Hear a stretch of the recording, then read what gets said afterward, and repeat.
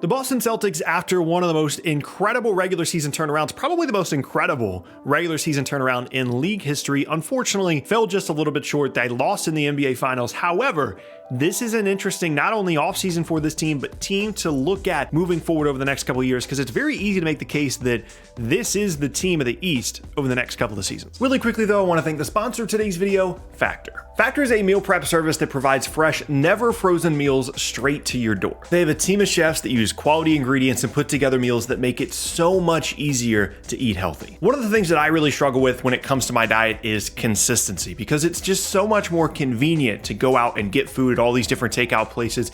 And the moment it becomes inconvenient to make food at home for longer than a week, I start to fall off. And that's why Factor is so helpful, because not only is the food delicious, not only is it healthy for you, but it is so convenient. It's such a sustainable way to eat healthy. And that way you avoid eating takeout all the time. And not only that, but it's a huge time saver as well. You don't have to go grocery shopping nearly as much. You don't have to cook nearly as much. You pop it in the microwave, you pop it in the oven. Again, it's not frozen and it's really good food. And all those times when you don't feel like making anything and you end up going out and getting takeout, you'll have meals in your fridge ready to go. And the other thing I love about Factor as well is all the different options that they have. They've got keto, calorie smart, chef's choice, vegan, veggie options, seafood, meat, and plant-based meals. They've got a weekly rotating menu of over 25 different meals, plus add-ons you can throw in there as well. And you can pick your favorite meals yourself or allow Factor to do that for you. So if you're someone that struggles with consistency in your diet, this is a fantastic way to introduce a ton of convenience and some great food as well. So if this is something you're interested in, you can go to go.factor75.com/sporting120 to use code sporting120 and get $120 off your order. Again, that is go.factor75.com/sporting120 to use code sporting120, get $120 off at Factor. And thank you again to Factor for sponsoring this video. Okay, so just like with the Warriors video earlier in the week, let's quickly kind of recap the season and then we'll talk about the offseason for Boston. So if you guys watched my videos during the finals, you know that I felt like, especially through the end of game 3, Boston should have been the champions this year. And even though obviously the last couple of games did not go their way and there were a lot of different things confidence-wise, I think, were a real struggle for them, specifically for Tatum, which I'll get to. If they don't screw up the last couple of minutes of game 4, I think they're NBA champions. Like if you go up 3-1, I know that there's been 3-1 comes back in the finals before and Golden State had 5-7 at home. I think that from the moment that they blew game 4, I think Boston knew that they lost the title in that game and everything kind of snowballed from there. And all credit in the world to the Warriors. I gave them credit in the video earlier this week. Steph was incredible and he was the main reason that Golden State won that game 4 in Boston. But I think that had the end of the last 10 minutes of that game gone differently, we're probably looking at Boston being champions this season. But ultimately, their issues in the finals came down to just not having enough guys to play. They had like 3.5 guys that had any level of confidence whatsoever by the end of that series. And one of them was Robert Williams, who was hobbled with an injury. I mean, their bench was, especially in game 6, was absolutely awful. I mean, like Grant Williams could barely play. Peyton Pritchard, if you want to tell me Peyton Pritchard didn't make a shot in the finals, I would believe you. I don't know what he shot from the field in the finals, but it couldn't have been good. And then Derek White, who was always on one end or the other in terms of his confidence level throughout the entire postseason, was basically unplayable by the end of the series. And that's really unfortunate for Boston because they made that Derek White move, understanding that with the other changes they made on their roster, they needed guys that could play. They needed to add a couple of extra pieces that were guys you could put out there in the postseason. And by the end of that finals, from a confidence level standpoint, they didn't have enough guys that they could put out there, and they were just never able to overcome that. Now, as you kind of transition from the finals to looking forward to the future for this team, I'm still very optimistic for them. I mean, especially considering where we were a handful of months ago talking about should you split up, Jaylen Brown and Jayson Tatum, starting the season under 500 through the first like 35 games of the year. I've covered it in a video before. It's most incredible regular season turnaround, certainly in modern NBA history. And so to go from where they were to making the finals and being 2 wins away from winning the finals is an incredible accomplishment. And it's not a season whatsoever that you should be upset about or disappointed about if you're the Celtics. However, I would caution against complacency because we've seen this before with teams. You can go back to like Shaq with the Magic. You can go back to Kevin Durant with Oklahoma City, a variety of different like young and upcoming teams. They get to the finals And in this example, like Tatum's 24, Brown's 25, Robert Williams is 24, they're going to make it back before they're 30, right? Like, of course, it's just assumed that they're going to return to the finals. That's not an assumption that you can really make. We've seen it throughout the history of the league, especially with really young teams that make it. There's no guarantee that the formula that worked for them this year is going to continue to work, especially considering that they beat Milwaukee without Chris Middleton. They barely beat him without Chris Middleton. And the East should not only be healthier, but potentially better next year. And there's no guarantee that in a very strong Eastern Conference, Boston is going to continue to be the best team. However, there are obviously things working in a positive direction for them. The youth of those three guys I mentioned, Williams, Brown, Tatum, the fact that Williams should be significantly healthier next season, I think that really caused them some issues constantly having to deal with, like, is he playing? Is he not playing? How much can we play him? How much can we really push him? If he can continue to be healthy, Robert Williams is such a difference maker and arguably their most important defensive player given how they like to play defense. And then, of course, Ime Udoka, who did a fantastic job in his first season as coach, but you would imagine there'll be some growth from him as well, continuing to understand specifically, what it takes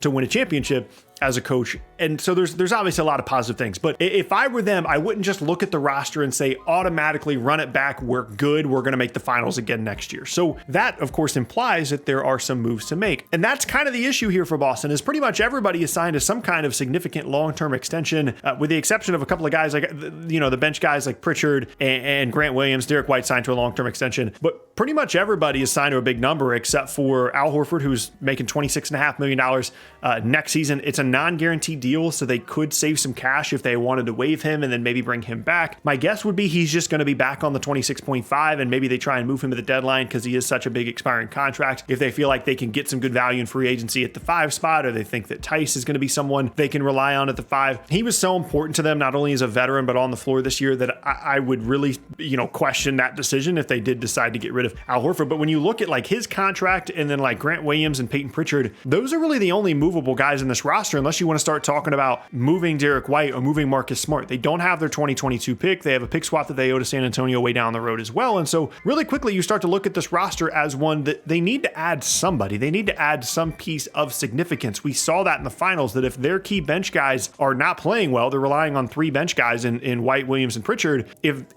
2 or 3 of those guys are not playing well, they're out of options. They don't have anyone else to go to, and they clearly need not only someone on the bench, but I think it would be helpful to have someone else that can create on the perimeter as a guard. I think that would really help them as well. And those options, I think, are going to be pretty limited. Now, the counter to that would be, given the pedigree that this franchise has and the fact you're coming off a finals appearance, you should be able to find some guys in free agency like Otto Porter going to Golden State last year, right? Bringing in some kind of guys like that are veterans that should be able to play for you at least a little bit in the postseason as a backup to relying on 23 and 24-year-olds and Peyton Pritchard and Grant Williams to kind of anchor your bench. Obviously, that would be really helpful for them to have. However, as I continue to mention, in terms of a significant upgrade, I think it's needed somewhere on this roster just as insurance, but I'm not sure they really have the assets to make it happen. Now, one name that I will mention specifically here is someone that should have been moved at the deadline last year and will probably get moved this offseason, is Eric Gordon. They're going to be looking for a first-round pick. Boston doesn't have one to give them unless they want to go into the future, but you could very easily do like an Eric Gordon in exchange for, Aaron Nesmith and some seconds and some salary and see if that's enough to get him. I think that's someone that provides them spacing, which at times Boston desperately needed, can create on the perimeter when he's locked in and engaged, is at least an average defender on the perimeter.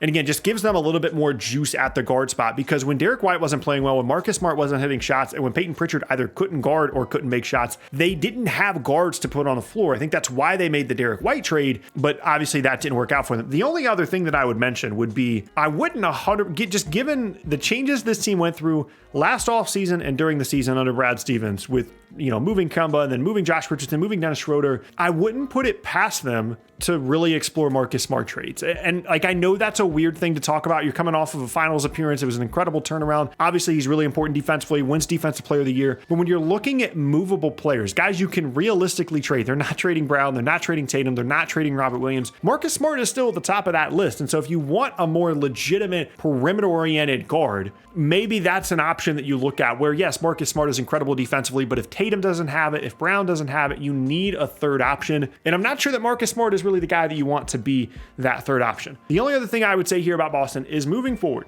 any player that they add to this roster that they think is going to play significant minutes for them in the postseason needs to be this mold of player that they've already brought in, where you are at least slightly above average or really above average defensively and you have good size. Because if you bring in players like that, you can continue to do this thing where you switch everything and you're never really going to have issues defensively. And as long as that quality is there for them, as long as they are locked in defensively, they're going to be one of the best teams in the East. Are they going to be better than Milwaukee? I don't know. Are they going to be better than whoever the team is next year in the East? I'm not sure. There's no guarantee. But as long as they keep that level that they had defensively, what they were a historically good team defensively, they're going to be okay. And then there's one other point here that I'm not really seeing anybody make about this team. And that is like, this was a ton of change to a roster throughout the season. When you go back to the offseason, they move Kemba, Al Horford is suddenly back, they bring in Tice, they get rid of Richardson, they get rid of Schroeder, they bring in Derek White. Over the span of the last like 11 months, and then during the trade deadline, the last 5 months, that's a ton of change to a roster. And so you would imagine that not only is Brown and Tatum continue to get better, as Robert Williams continues to get healthier, as Ime Udoka continues to develop as a coach, as this roster gets to coalesce a little bit more, Derek White,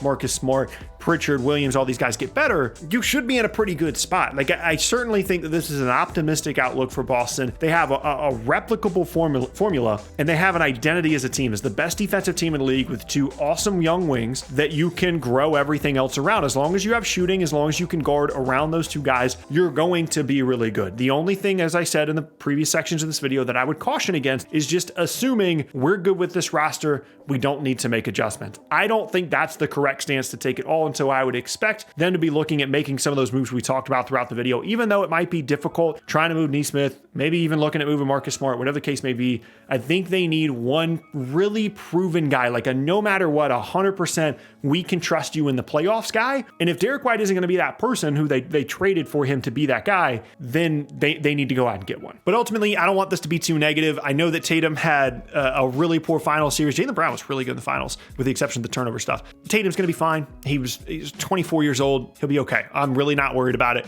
It was an incredible season. If you told any Boston fan 35 games through the season that you're going to make it to game 6 of the NBA Finals, they probably would have passed out. They'd be like, okay, sure, let's do that. So even with obviously the disappointment of making the finals and not winning it, this is a franchise that in comparison to 7 months ago is in such a better spot than they ever could have expected to be. And that is an incredibly exciting possibility moving forward for Boston.